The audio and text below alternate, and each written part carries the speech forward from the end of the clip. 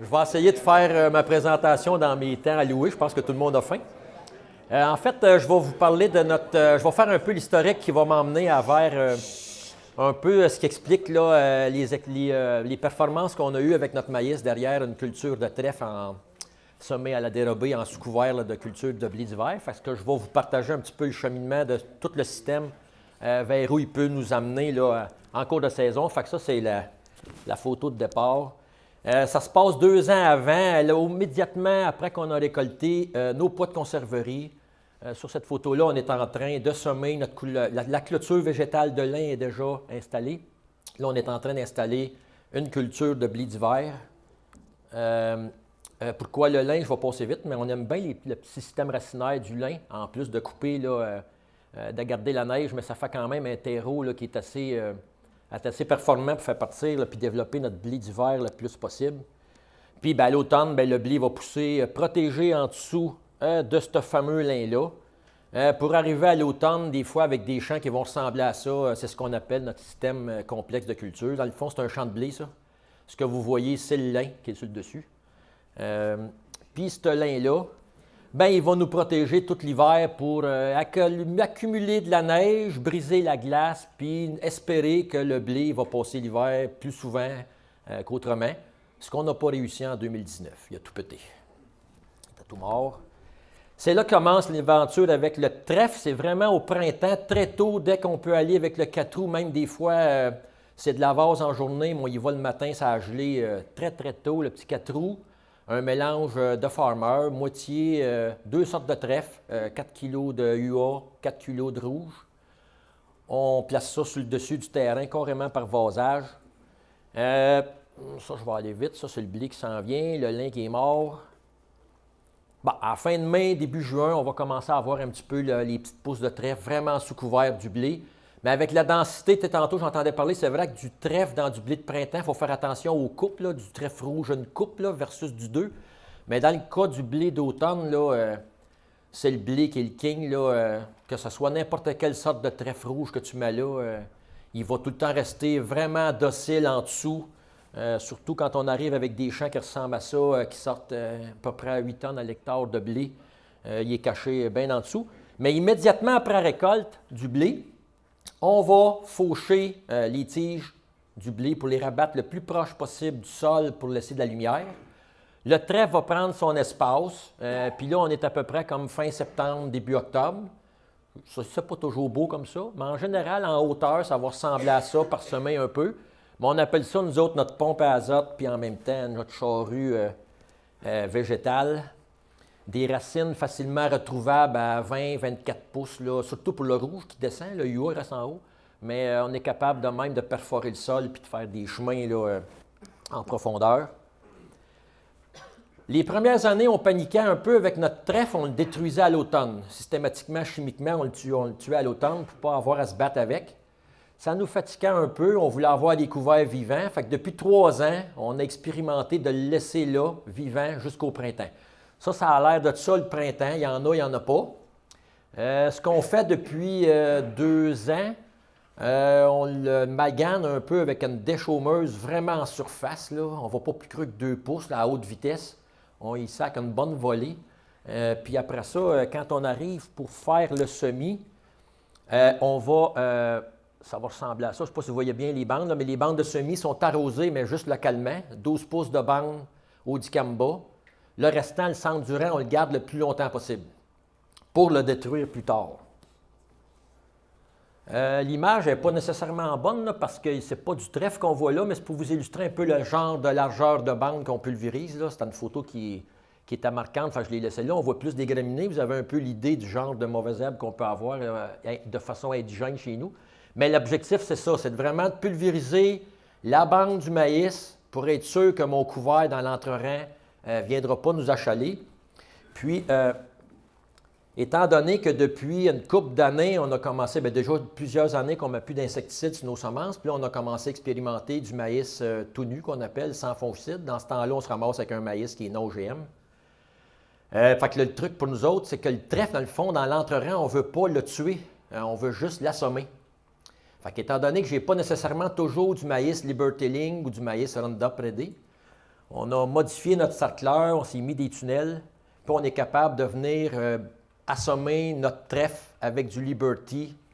Puis le maïs, même s'il n'est pas Liberty Link, il n'y aura pas aucun effet. Fait qu'on va être capable de même de contrôler tout. Ça va ressembler à ça après le traitement. Vous voyez encore très bien la bande qui est traitée résiduelle. On voit qu'il n'y a vraiment rien au pied du maïs. Puis ça, ben, c'est notre trèfle mélangé avec toute la flore indigène qu'on a dans le champ là, qui est en train de s'en aller au sol, là, mourir là. Là, je vous partage nos tests de justement nos performances d'azote de notre maïs derrière ce trèfle-là. On a fait longtemps un peu pour avoir une idée, plus qu'une dizaine d'années qu'on fait des tests d'azote pour voir ce que nos sols peuvent nous donner naturellement. Mais avec le trèfle, là, ça a commencé en 2015. Fait que la première année, l'exercice qu'on fait, c'est bien simple. On prend du maïs, on fait des bandes avec juste du démarreur. Puis après ça, on fait bouger la dose d'azote. Mettons, on va dire des chiffres ronds, là, 50, 100, 150, 200, 250, puis on répète ça 3-4 fois collé pour voir de quoi qui peut être un peu intéressant pour avoir de quoi de statistique. En 2015, on était un petit peu pisseux, fait qu'on avait fait juste une bande avec 0. Puis les autres bandes, on les avait fait évoluer de 70 de démarreur jusqu'à 225 total, en répétition, une à côté de l'autre. Avec un trèfle à 30 cm, non uniforme, bon, ben notre démarreur seulement nous avait donné 96 % du plein rendement. Des rendements quand même qui sont dans la région là, de 12 tonnes et demi. Fait qu'on était encouragés. En 2016, on a répété l'expérience. Sauf que cette fois-ci, on a fait vraiment les répétitions pour les bandes 0. Puis on est arrivé encore une fois, mais moi je dirais 100 %. Les bandes avec seulement 81 unités au semis sont arrivées 100 % des rendements atteints, des rendements de 14 tonnes, avec du maïs fertilisé juste à côté à 236 minérales, côte à côte, 3 fois collé. 2017, une année plus complexe, plus froide, qui ressemble un petit peu à ce qu'on a vu à 2019, mais sans neige ni grève de propane, là. Ça a fait que les résultats étaient un petit peu moins bons. Nos bandes 0 sont arrivées à peu près à autour de 80 % de notre plein rendement, sauf que la bande intermédiaire, là, on fait toutes des évaluations au niveau du champ, elle s'était quand même rapprochée assez bien, fait qu'on l'a gardé dans notre banque de données pour s'en servir. Vous allez voir tantôt, on s'en est servi là, de cette expérience-là en 2019. Mais 2018, justement, après l'expérience de 2017, on discutait avec notre agronome, puis elle a dit, tu sais, pour être un peu moins aléatoire au niveau de ton évaluation de ton champ, il faudra peut-être passer à évaluer ton test de sol avec un genre de test de ppm de nitrate. Mais ce que ça implique comme agriculteur, c'est d'être capable d'attendre un peu plus avant de faire la dernière application d'azote, de ne pas se dépêcher à 3 feuilles, parce que souvent le sol est encore trop froid, les ppm sont difficilement détectables au niveau de l'analyse. Fait qu'on s'est plié à cet exercice-là. On l'a fait en 2018. Je ne sais pas si vous voyez bien en haut, là, au 20 juin, on avait 46 ppm d'azote disponible. Normalement, selon la littérature, en haut de 25, on peut se passer de n'importe quelle application d'azote. Ce qu'on a fait, on a quand même fait le test. On a répété nos bandes avec des zéros, avec des étalements. Puis encore une fois, bien, le test a bien fonctionné. On est arrivé avec 100 % du plein rendement, des rendements de 13,5 avec seulement un démarreur. Puis on a commencé à baisser notre démarreur. On est rendu à 58 unités. Fait que ça nous a vraiment encouragé à continuer dans cet angle-là. 2019, on a rajouté un degré de difficulté de plus et qu'on s'est dit, au lieu de se pratiquer sur le bord de la piscine à savoir si l'eau est frette ou pas frette, tu trempes-tu, tu sautes-tu, mais là, on a dit à Karen, on a dit cette année, là, on ne fait pas juste des coins et des petites parcelles. On fait les champs au complet selon ton diagnostic d'analyse de ppm au sol. Fait que ça l'a stressé notre agronome, puis ça nous a stressé nous autres aussi. Et qu'on est arrivé au 24 juin avec le genre de printemps qu'on a eu, avec des ppm, le trèfle n'était pas nécessairement égal, tu n'as pas bobo, des analyses à 8, à 11. Ça, c'était le 24 juin. Puis là, Karen, elle nous dit, bien, pour avoir une idée, c'est encore froid, il faudra peut-être entendre encore une autre semaine. Tout le monde avait fini l'azote dans le coin, mais notre maïs n'en manquait pas nécessairement. Fait qu'on a décidé de se prêter au jeu puis de dire, bien, regarde, on attend encore une semaine, puis on attend après toi. Va faire le test. Fait qu'une semaine plus tard, c'était vraiment, ça valait la peine parce que ça nous a donné, on a doublé nos ppm au niveau du sol. On est passé de 8 à 15 puis de 11 à 22. pas tout à fait assez pour être à 25. Fait que là, étant donné qu'on sautait dans la piscine complètement, on se disait, boy, c'est pas sûr qu'on va y aller avec 0 partout. Fait que ce qu'on a fait, on s'est servi un petit peu de l'expérience de 2017. Fait qu'on s'est mis une petite dose additionnelle d'une cinquantaine d'unités pour se ramasser à 120 unités. Puis on a sauté dans la piscine avec 120 unités totales là, sur l'ensemble des champs. On a suivi ça tout l'été. On a fait des tests de canne à l'automne. Déjà, par les tests de canne, on commençait à être soulagé puis de voir on avait vraiment visé pas mal dans la fenêtre. On se disait, on n'est pas pire, on devrait être correct. Le résultat à l'automne, bien, effectivement, la dose à 0, on s'est rapproché en fin de compte de nos résultats de 2017. Fait que ça va nous servir dans notre bagage, une année froide, un peu plus compliquée, d'y aller un petit peu plus mollo sur l'économie. Mais on a quand même arrivé que c'est à peu près 80 %.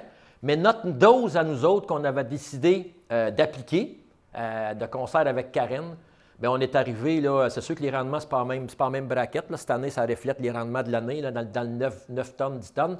Mais on est arrivé à 100 % du plein rendement comparé côte à côte avec des quantités là, jusqu'à 230 là, unités N totales pour le système. Fait que pour nous autres, ce genre de système-là, on y croit énormément. Il faut dire qu'avec notre système de rotation, un système comme ça, je viens de vous expliquer, bien, c'est entre 10 et 15 % d'augmentation de notre maïs à cause du blé et le trèfle qui est au travers de ça.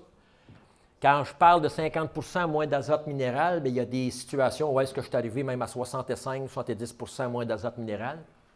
Puis ce qui nous fait un peu capoter, nous autres, on est bien contents de ça, c'est que ce qu'on a réalisé cet été, quand on a fait notre bilan au niveau de tout l'environnemental, au niveau des GES de la ferme globale, mais c'est chaque unité d'azote que j'achète minérale, bien, ça représente 8,5 unités de GES qui est dégagée. Puis quand je me sers de mon sol, puis de ma matière grise entre les deux oreilles, de me faire un système pour aller la produire moi-même avec mon sol, mais je vais être 1,5 unités par unité de N dégagée, ce qui veut dire que mon maïs est 5 fois plus performant environnementalement, puis en plus de sauver un petit peu de sous. Fait que j'ai dépassé un petit peu, mais j'arrive à la fin. Fait que notre focus, c'est de continuer dans cette approche-là, puis probablement qu'on va essayer de faire un peu le même genre d'exercice, mais qui va s'appliquer à notre blé. Trouver une façon de fertiliser notre blé avec des retours de couvert là, qui pourraient être performants là, dans le futur. Là. Parce qu'au niveau du maïs, on pense qu'on est... On va peaufiner encore un peu, mais on pense qu'on est sur une bonne track, mettons. Merci. Good. Hey, ça va bien, ça va bien, ça va bien, ça va bien. Les boîtes à lunch sont arrivées? Monsieur ici.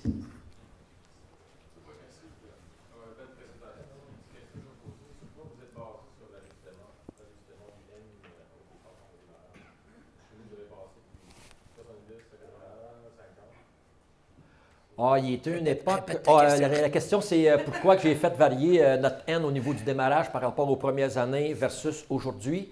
Il était une période où est-ce qu'on marchait un peu plus haut en N au départ parce que justement, on essayait d'être plus pointu au niveau de notre azote en poste, puis on avait toujours l'impression d'avoir peur d'en manquer. Puis jusqu'au jour où j'ai réalisé que plus que tu mets de l'argent sur la table, mais de bonne heure, bien, plus tu as de chances d'en perdre avec les grosses pluies, etc. Fait que tranquillement, pas vite, par aussi à cause des salinités au niveau du démarreur, on a descendu nos quantités en démarrage, parce que moi, je fonctionne avec du 32, parce que c'est ça qui coûte pas cher.